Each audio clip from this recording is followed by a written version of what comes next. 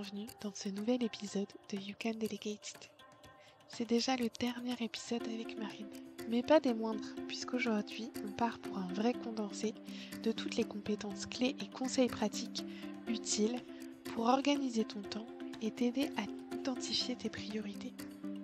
Alors que tu souhaites partir pour de la délégation ou juste optimiser un peu mieux ton quotidien, cet épisode est une mine d'informations. C'est parti. Bonjour Marine, de retour pour ce dernier épisode ensemble. Salut Marine, merci encore une fois pour ton accueil et comme on dit, jamais 203. Exactement. Et dans ce dernier épisode, on va aller discuter un peu plus en profondeur des compétences qui se cachent derrière ton métier, celles qu'on peut soupçonner, mais aussi celles qu'on ne soupçonne pas vues de l'extérieur et qui sont importantes dans ton quotidien. Si on peut justement commencer par celle qui pour toi est la plus importante, dont tu te sers le plus souvent et que tu aurais envie de partager en premier. En trouver qu'une seule, c'est compliqué parce que c'est vraiment un travail de marionnettiste entre les différentes compétences. Et je pense que si je devais en choisir une comme ça, de façon très spontanée, je dirais la capacité d'adaptation. Ouais. Parce que, comme je l'ai dit dans le premier épisode, je travaille avec des clients de toute taille et de tout secteur et de tout niveau d'avancement entrepreneurial confondu. Et savoir s'adapter en fait à leur propre contexte, mais aussi à leur fonctionnement, c'est primordial pour pouvoir leur proposer des solutions qui soient adaptées à eux, à leur business et à leur marché. Ouais. Oui, et puis finalement, pouvoir aussi s'adapter à leurs demandes parce qu'on n'a pas tous, je suppose, les mêmes problématiques dans notre quotidien et on part pas tous du même stade dans l'élaboration de nos process, dans l'élaboration de notre business. Et évidemment, quand on essaye de le structurer, forcément, on a des degrés d'avancement qui vont être différents. Exactement. Et c'est important de bien se connaître, comme on a dit durant les 2 premiers épisodes. Donc, en compétence phare, l'adaptation pour pouvoir répondre à toutes les situations et du coup que tu viendrais imbriquer avec une ou deux compétences supplémentaires qui te permettent d'avoir ce triptyque gagnant. Alors la deuxième, je dirais que c'est de l'empathie. Mm. Parce que je mets énormément d'humain dans mon travail. Je sais qu'il y a d'autres personnes qui font mon job qui se concentrent beaucoup sur la rentabilité, la productivité, la performance. Et moi, pour avoir vécu des burn-out, je sais que prendre soin de l'humain, c'est vraiment très important. Donc la deuxième, c'est l'empathie. Et d'ailleurs, pour pouvoir s'adapter sans empathie, ça reste compliqué. Et la dernière compétence que je dirais, c'est avoir une curiosité sans fin. Mm. C'est-à-dire que parfois, dans mon métier, je me retrouve face à des problématiques que j'ai pas encore rencontrées parce que ça fait 4 ans que je suis à mon compte, mais en soi, ça fait depuis 2016 que j'optimise des process d'entreprise. J'ai pas vu tous les problèmes qui peuvent exister en entreprise, et heureusement d'ailleurs. Euh, mais du coup, le fait d'être curieuse, ça me pousse à apprendre toujours de nouvelles compétences, de nouvelles connaissances, à les mettre en pratique. Et pour moi, c'est les 3 compétences clés de mon métier, mais je dirais même plus de l'entrepreneuriat.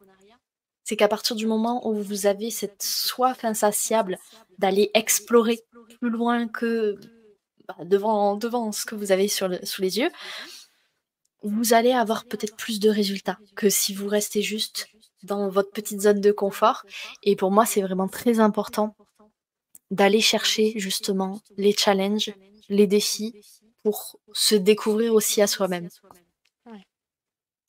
Ok, donc super intéressant comme base dans les compétences.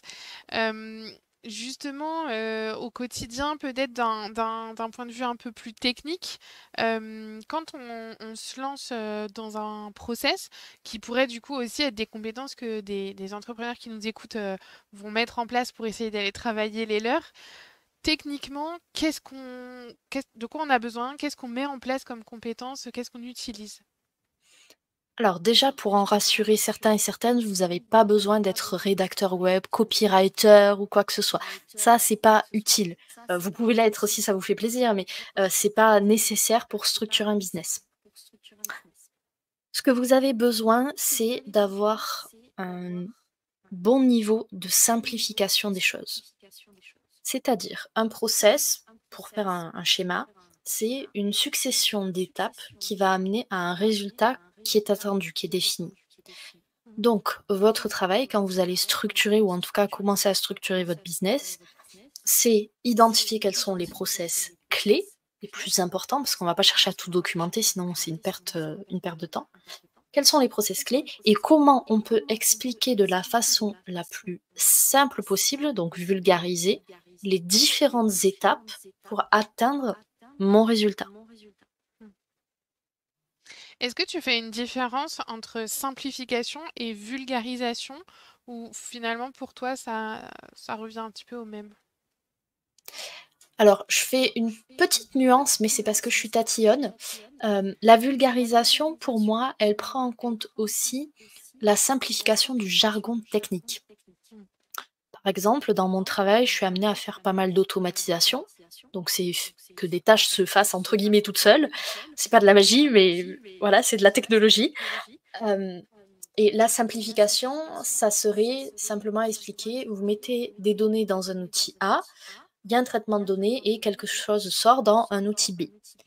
La vulgarisation, ça serait expliquer ce qu'est par exemple une base de données, parce que tout le monde ne sait pas ce que c'est, d'expliquer peut-être les différents mécanismes pour que ça en devienne vraiment très simple. La vulgarisation, l'idée c'est que vous preniez n'importe qui dans la rue, vous lui expliquiez ce que vous voulez faire, votre process en l'occurrence, et que la personne comprenne. OK, très bien. Ce que tu as pu remarquer dans l'accompagnement de tes différents clients, qui est l'erreur la plus communément faite et que vraiment, si on pouvait éviter de la faire, ce serait vraiment top? Alors, on va en choisir qu'une. Je dirais que la grosse erreur à éviter, c'est de s'y prendre trop tard. Généralement, je vais avoir des clients ou des clientes qui viennent vers moi parce qu'ils sont déjà en niveau de stress, de fatigue assez important. Ils ne sont pas en burn-out, mais ils sont quand même bien stressés, bien fatigués. L'idée de la structuration d'un business, de l'organisation, c'est justement de vous éviter le plus possible d'aller dans ces états-là. Donc, ma recommandation, c'est commencer dès que possible, même si vous êtes tout seul, que vous êtes lancé depuis pas si longtemps que ça, commencez à structurer des petites choses. Parce que ça vous fera toujours ça de moins dans votre espace mental, plutôt que de tout garder, de vous dire mais de toute façon je bosse tout seul ou toute seule, j'ai pas besoin de structurer mon business. On ne sait pas de quoi demain sera fait. Je vous souhaite que votre business se développe comme vous voulez et peut-être qu'il y aura des personnes, des prestataires, des salariés, des stagiaires qui vont venir dans votre business. Si dès le départ, vous commencez à poser les choses, à structurer, déjà vous allez vous sentir mieux dans votre quotidien, mais la croissance de votre business va être facilitée. La structuration, c'est un effet de levier sous-coté pour Mmh. développer un business. Ouais. Et finalement, bah, c'est un peu aussi ce que je dis, dans le recrutement, dans la délégation, dans la connaissance de ses compétences. Il est vrai que c'est jamais trop tard, mais c'est quand même mieux de ne pas attendre d'être dans une situation qui est inconfortable, soit parce qu'on a trop de stress, soit parce qu'on est un peu au pied du mur sur une décision ou sur un sujet. Et effectivement, ça rajoute de la complexité parce que bah, typiquement sur de la délégation, si on commence à déléguer au moment où on est déjà nous-mêmes complètement sous l'eau à cause du Mm. stress ou d'un projet qui a pris du retard, on met pas en place les bonnes conditions pour bah, intégrer une personne. Et de la même façon sur tes process, enfin sur les process dont on parle et sur lesquels tu accompagnes, mettre en place un process quand on est déjà complètement sous l'eau et dans le stress total parce qu'on est en retard ou parce que on a pris du temps avant de s'en rendre compte, c'est pas les meilleures conditions pour se mettre à tout changer dans notre business. Exactement. Et je répète ce que j'ai dit, mais on ne sait pas de quoi demain sera fait. Mm. Si par exemple, je ne vous le souhaite pas, mais si vous tombez malade ou si vous avez un enfant et qui ne peut pas aller à l'école parce qu'il y a une grève ou quoi que ce soit, ça va vous prendre du temps, de l'énergie, bref, des ressources que à la base vous aviez peut-être allouées pour développer votre entreprise. Et du coup, ces ressources-là, vous les avez pour votre enfant ou pour vous si c'est vous qui êtes malade. Donc, n'attendez pas en fait que ça soit trop tard, que Mm. vous vous sentiez mal ou même que les résultats de votre entreprise en pâtissent. commencez dès aujourd'hui, c'est le signal peut-être que vous attendiez. Commencez dès aujourd'hui à poser les choses à plat et à voir s'il n'y a pas des choses à simplifier dans votre business. Ouais. Est-ce qu'on pourrait, parler du premier petit pas? Moi, j'aime bien parler des petits pas, les petites choses qu'on Mmh. peut faire et qui nous envoient dans la bonne direction et qui sont petits, du coup, voilà, ça paraît pas être une montagne à faire. Justement, qu'est-ce que ça pourrait être pour, gagner en sérénité sur nos process ou gagner en efficience dans notre business? Qu'est-ce que tu nous conseillerais comme premier petit pas, à part aller écouter l'épisode 2 qui est plein de déjà très, très bons conseils et de au-delà de ça. Tu m'as vu venir parce que j'allais dire commencez OK. par écouter l'épisode 2. Hem, Au-delà des conseils, qu'on a donnés précédemment, la seule action que je vous invite à faire, que je vous demande même de le faire, si vous le faites pas pour vous, faites-le pour moi. Et vous prenez votre planning sous les yeux, sauf si vous êtes en voiture, mais prenez votre planning, virez une tâche.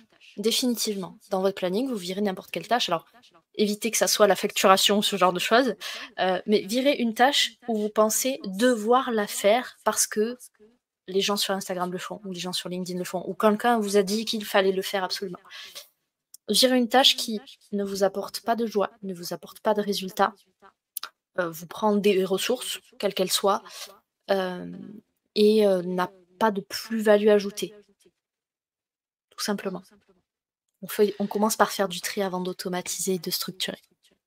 Ça me rappelle, alors pour celles qui sont, un petit peu adeptes du rangement et de l'organisation, ça me rappelle quand même un peu la méthodologie de Marie Kondo qui nous explique que, chaque objet doit déjà nous apporter, de la joie, doit nous apporter une utilité et cetera et qu'avant de vouloir organiser et ranger un espace, ben, le trier, c'est, le premier pas et c'est exactement ce que tu viens de nous dire, de trier notre emploi du temps avant de vouloir, l'optimiser.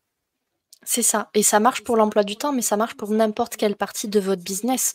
Si vous voulez, améliorer votre expérience client, par exemple, regardez concrètement ce que vos clients vivent et alors peut-être pas supprimer, mais en tout cas modifier une petite tâche qui, soit va vous faire gagner du temps, soit va augmenter la satisfaction de vos clients, va augmenter potentiellement votre chiffre d'affaires, peu importe.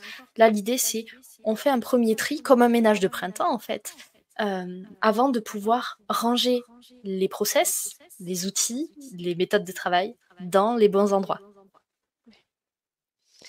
Et pour continuer sur cette vibe un peu positive et qu'est-ce qu'on va pouvoir mettre en place, c'est quoi ton meilleur conseil? Peut-être justement là un peu à destination des personnes qui pensent qu'ils seront jamais suffisamment organisés pour mettre en place un process. Alors, j'ai envie de vous dire, vous avez raison, parce qu'on n'est jamais suffisamment organisé. Même la personne la plus organisée peut ne pas être suffisamment organisée parce que la vie, tout simplement. Hem, le conseil que je peux donner à ces personnes-là, c'est lâcher prise. En fait, l'organisation, il faut pas que ça devienne, de l'esclavagisme. Moi, je vois beaucoup de personnes qui se flagellent en disant: «J'arrive pas à suivre ma to-do. Je me suis fixé des objectifs, j'arrive pas à les atteindre. Sur les réseaux, je vois des gens qui réussissent et moi, je me sens tellement mal, mon business, c'est un bazar, je m'en sors plus». Bref, vous avez compris l'idée. Lâchez prise, en fait. Personne ne vous demande, à chaque instant de chaque jour de votre vie, d'être parfaitement organisé, de tout réussir, de vous mettre une pression telle que vous ne vivez plus, en fait.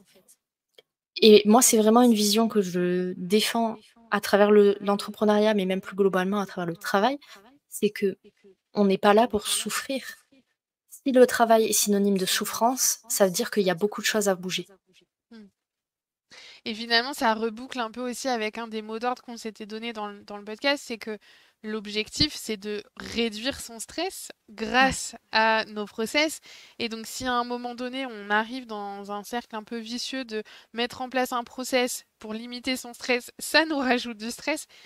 La méthode n'est pas la bonne, en fait. On part pas dans le bon sens, puisque l'objectif, c'est vraiment de se simplifier nos quotidiens pour limiter que ce soit notre charge mentale, voilà, tout ce qui nous pèse en tout cas et fluidifier notre quotidien. Donc si ça nous rajoute du stress, c'est pas la bonne méthode.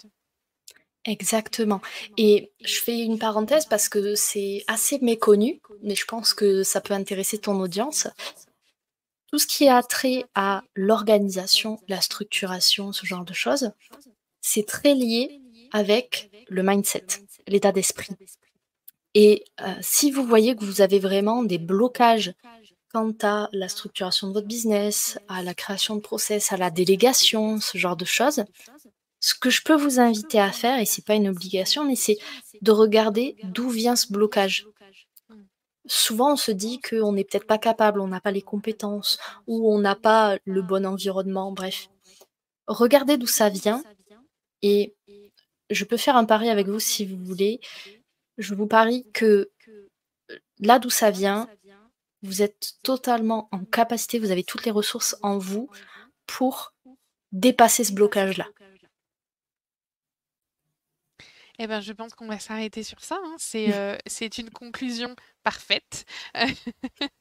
En tout cas, c'était 3 épisodes qui étaient des vrais boosts de passage à l'action, de prise de conscience et j'espère qu'à l'issue d'au moins un de ces 3 épisodes, vous vous êtes, posé une question, vous avez pris, une action en main et que ça, en tout cas, vous a fait avancer dans vos business. Et voilà, c'est déjà la fin de cet épisode. J'espère que tu as apprécié autant que moi cette conversation enrichissante. Je suis Marine, consultante RH et facilitatrice de succès pour les indépendants passionnés. Mon rôle, révéler tes compétences clés et t'aider à bâtir l'équipe parfaite pour réaliser tes rêves. Si tu souhaites en savoir plus sur comment je peux t'aider à libérer ton potentiel, révéler tes compétences ou optimiser ton organisation, contacte-moi via les liens en description. Tu y retrouves aussi toutes les infos concernant notre invité du jour. N'oublie pas de t'abonner au podcast pour ne manquer aucun des prochains épisodes et partage-le autour de toi pour m'aider à grandir.